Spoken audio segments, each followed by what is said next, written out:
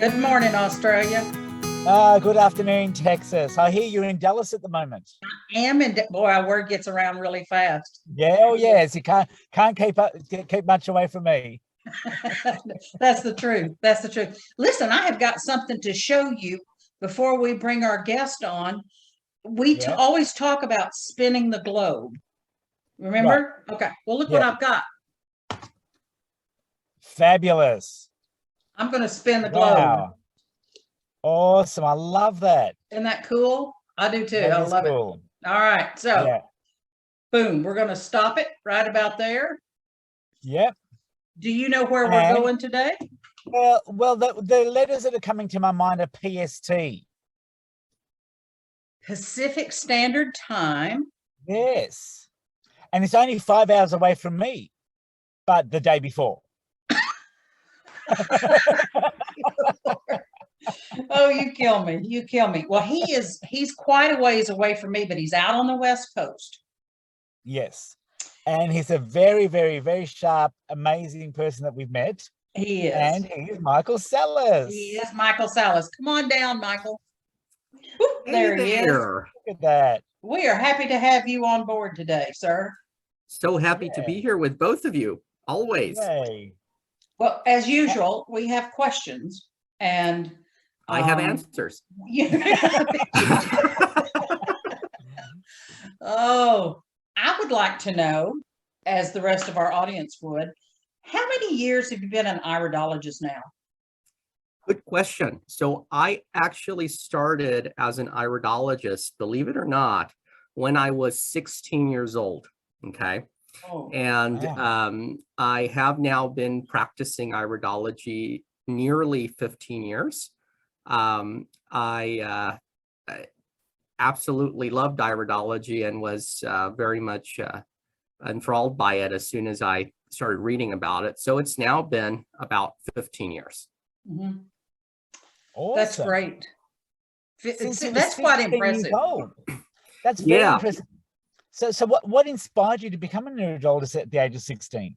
So my mother always took us to see naturopaths, homeopaths, alternative healthcare practitioners from very young ages. And there was one experience that I had once when I was in the office of a friend of hers who was doing iridology off of a capture system. And I always thought, in fact, while I was very young, my mother was very into alternative medicine. My father wasn't.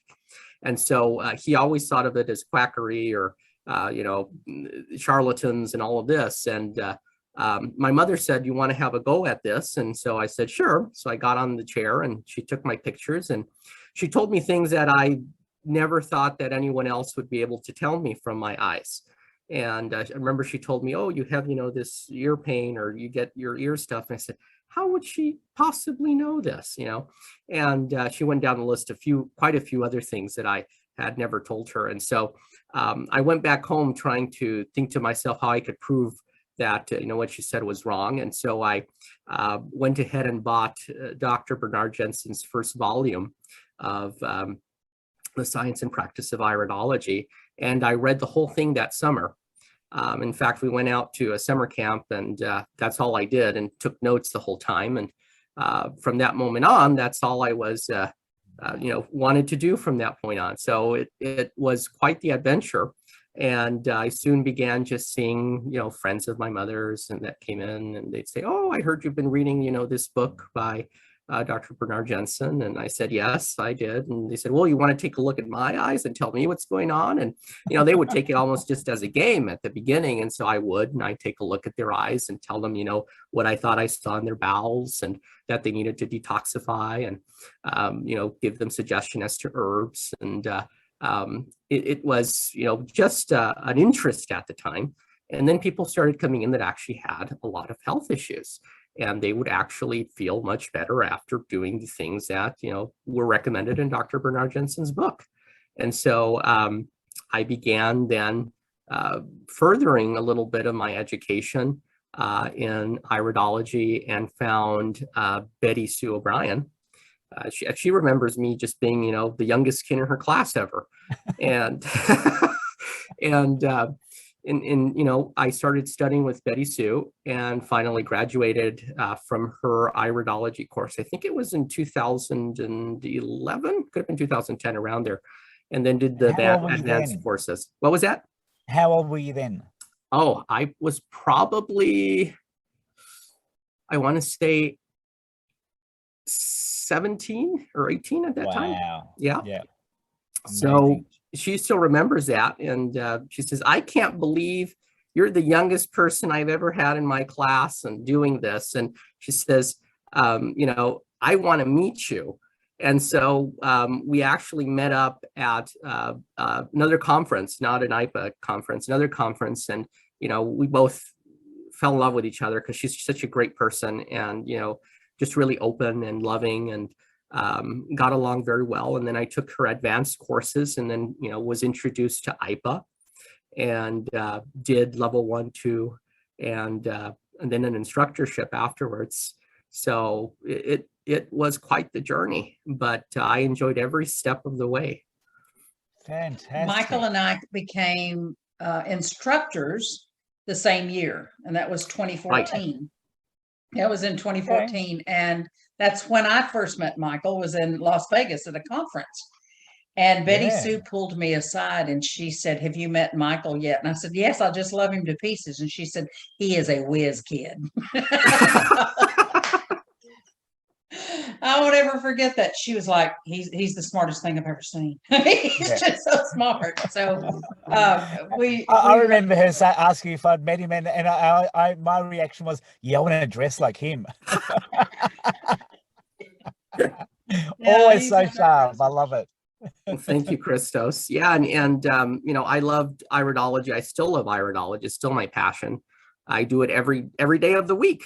There's not a time where I'm not thinking about eyes or what they reveal or when and how they can help us get better. I mean, I think for both of you as well, that's our whole life is iridology. It literally is. And that's why we take it to where, we want it to go, is because we have this passion for eyes. Yeah. I was actually in Los Angeles once, Kathy, and I had an afternoon free and went to visit Michael's clinic with my daughter Zoe, and he did an analysis for Zoe, and it was wonderful. It was such a lovely clinic. Oh, how really nice! Cool. Yeah, Chris did come down and see us. That's right, and he was actually on his way. I remember you were on your way to the airport, actually. Yes, and we were a pit stop. Yeah, and we have a picture actually on my Facebook. I have a picture of you and Zoe at my clinic, and she's holding up her eyes that we took a picture of. Yeah. How cool. It's quite something. And she thought it was so cool to actually get a printed picture of her eyes, because she had never had that, I think. She didn't. No, because she's only had digital pictures. I've never actually printed them.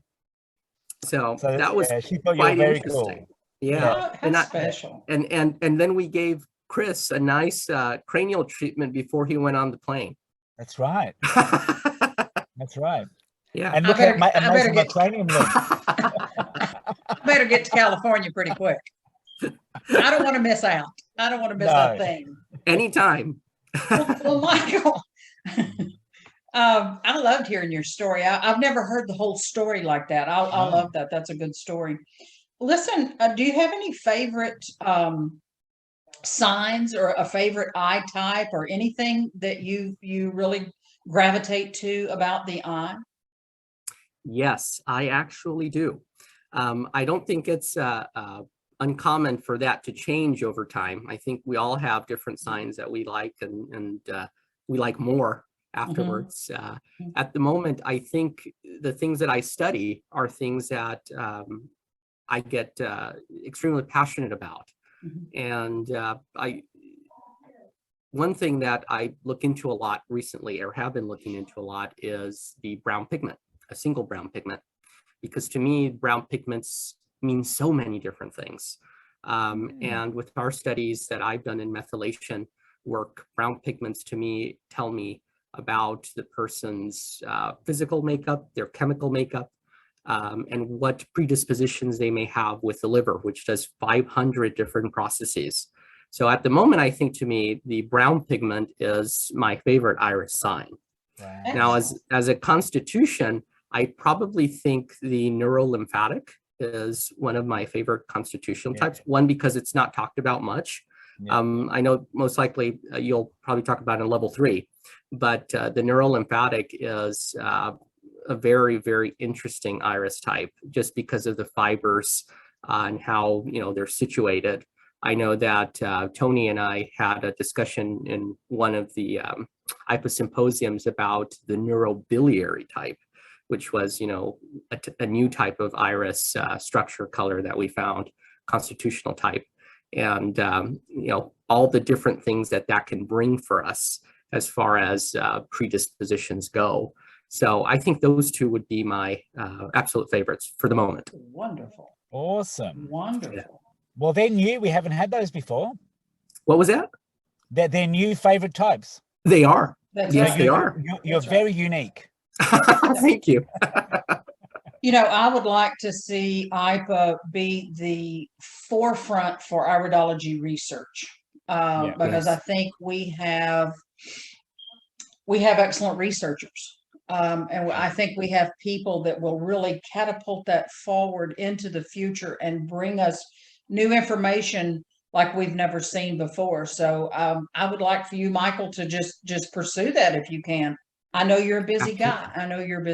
But I would like to see you give us some direction too. And Sure. I would like to be able to, I'm working on something right now.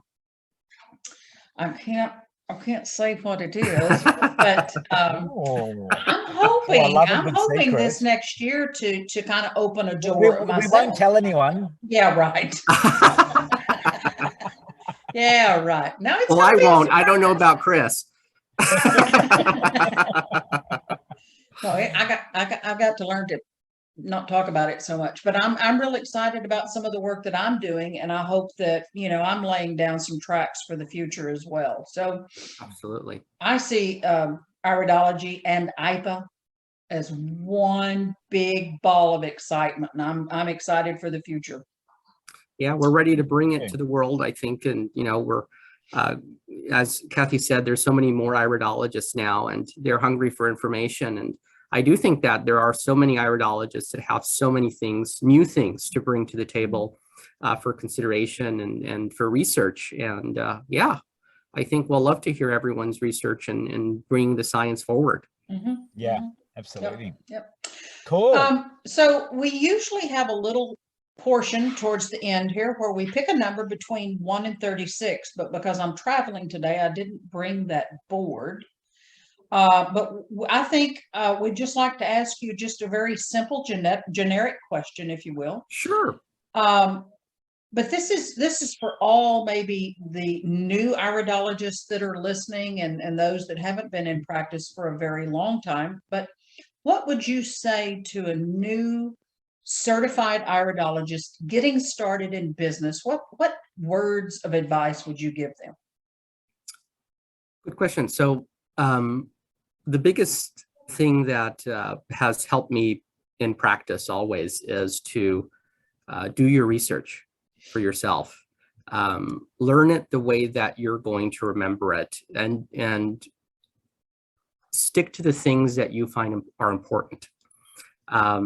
And in business, it's so many things can be said about the business aspect of iridology and how to grow. I see in my practice 20 people a day, and that's a lot. Most people aren't going to see 20 people a day. They'll start with maybe 2 or 3. But if you're going to be doing iridology as a career or a business, you really want to start with understanding the background of iridology, where it began and the history of it. That's a very good place to then move you forward to where we are now, because I think a lot of people forget the history of it, where it came from. And if you know that, you'll know where it is now in its place in time, and then be able to help us move it forward. So excellent. I think that is one of the best things that people that are getting into practice now should know, and that would be my advice to them. Good. Yeah. Good. Excellent. That's great advice. Chris, do you have some advice? Yeah. You know what I would say is look at lots and lots of eyes, because that's how you're going to get good at it. Mm-hmm. And it's with your clients, but also without. Whether you're out with friends or out at families, like take lots of photos. Get something you can take easy photos with, because sometimes with your phone you can take great photos, but But if you if you get like one of those attachments to the phone, just something that's really quick would be great. And just focus on one thing and say, can I take a photo of your eye? And just say one thing about their eye, because people love to hear about their eye. Oh, you got lots of lovely flowers. You must be so creative, and just leave it at that. But by having practice and having lots of eyes to practice with, but eyes, I think actually eyes of real people that you can actually like not just eyes from a book. Like eyes from a book are great, but I think when you've got eyes for a real practicing with a real person, you actually bring it all together, and I think that's important. You know, I think I would tell a new person starting out, talk about iridology, and don't be offended by any name calling or any judgments that other people may have against you. You know, Michael, you were saying that your mom was really into the natural side, but your dad was not. He was into the medical allopathic side. Don't be afraid to talk about iridology and wear it with honor. You know, I think a lot of times when people find out you're an iridologist and you explain what that is, and they pull away and they say, oh, that's quackery, or that's voodoo, or that's you know, you're some kind of strange little medicine woman. No, I'm not. But even if I was, let me show you something about your eyes. Step up here and put your money where your mouth is, and let me prove something to you. I mean, just don't call me names and then walk away. Let me be able to prove that to you. So I think it's important to talk about iridology even when people want to dumb it down or they want to shut you up. Keep talking about iridology. You know, and Kathy, and they'll usually be quiet after you're done. Yeah, they'll go, ooh. Yeah. I shouldn't have opened that box. That's right.